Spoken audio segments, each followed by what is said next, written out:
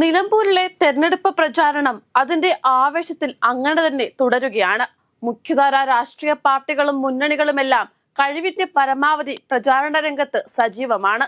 പഴുതടച്ച തന്ത്രങ്ങൾ മെനയുകയാണ് മുന്നണികളും പാർട്ടികളും. പ്രത്യക്ഷത്തിൽ നോക്കുമ്പോൾ PV അൻവർ പ്രചാരണ രംഗത്ത് അത്ര കണ്ട് സജീവമല്ല. മറ്റു മുന്നണികൾ നടത്തുന്നത് പോലെയുള്ള കാടിളക്കിയുള്ള പ്രചാരണമൊന്നും അൻവർ അവിടെ നടത്തുന്നില്ല.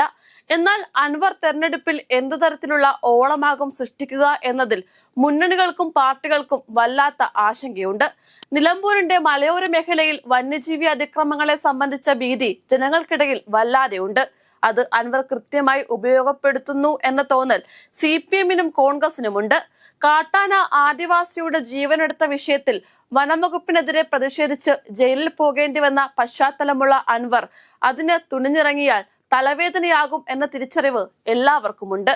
ന്യൂനപക്ഷ വോട്ടുകൾ വിധി നിർണയിക്കുന്ന നിലമ്പൂരിൽ പ്രതിപക്ഷത്തിന്റെ, പ്രത്യേകിച്ച് VD സതീശന്റെ ടീമിന്റെ പ്രചാരണ തന്ത്രങ്ങളിൽ മുമ്പിൽ നിന്നിരുന്നത് CPM-നെ, പ്രത്യേകിച്ച് മുഖ്യമന്ത്രിയെ സംഘപരിവാറുമായി കൂട്ടിക്കെട്ടുക എന്നതായിരുന്നു. അത്തരത്തിലുള്ള പ്രചാരണങ്ങൾ അവർ അവിടെ ആരംഭിക്കുകയും ചെയ്തു. മലപ്പുറത്തിനോട് പിണറായി വിജയനുള്ള സമീപനം തുടങ്ങിയ കാര്യങ്ങളൊക്കെ ഇതിന്റെ ഭാഗമായാണ് ഉയർത്തിക്കൊണ്ടുവന്നതും. മാസങ്ങൾക്ക് മുമ്പ് ദ ഹിന്ദു പത്രത്തിന് മുഖ്യമന്ത്രി നൽകിയ അഭിമുഖത്തിൽ മലപ്പുറം ജില്ലയിലെ സ്വർണ്ണക്കടത്ത്, ഹവാല ഇടപാടുകളെ പരാമർശിച്ചത് ന്യൂനപക്ഷങ്ങൾക്കിടയിൽ സംശയത്തിന്റെ വിത്ത് വിതയ്ക്കുകയും ചെയ്തതാണ്. അതിനു പുറമെ അൻവർ ഉയർത്തിവിട്ട ഇതുമായി ബന്ധപ്പെട്ട ചില വിഷയങ്ങളും UDF ആയുധമാക്കിയിരുന്നു. രാജ്ഭവനിൽ ഗവർണർ സൂക്ഷിക്കുന്ന ഭാരതാംബയുടെ ചിത്രവും നിലമ്പൂരിൽ വലിയ രാഷ്ട്രീയ വിവാദം ആകുന്നുണ്ട്.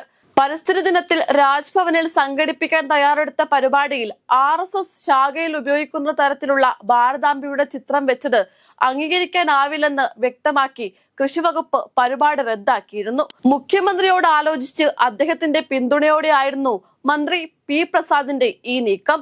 ശനിയാഴ്ച ഇക്കാര്യത്തിൽ പിന്തുണയുമായി CPM-ഉം രംഗത്തെത്തി.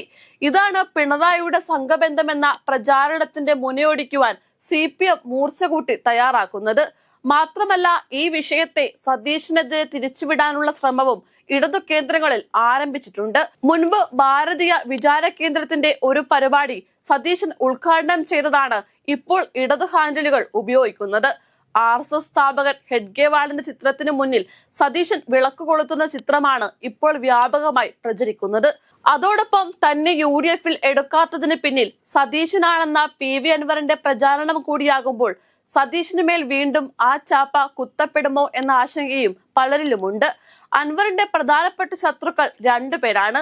ഒന്ന് മുഖ്യമന്ത്രി പിണറായി വിജയനും രണ്ടാമത്തേത് പ്രതിപക്ഷ നേതാവ് VD സതീശനും.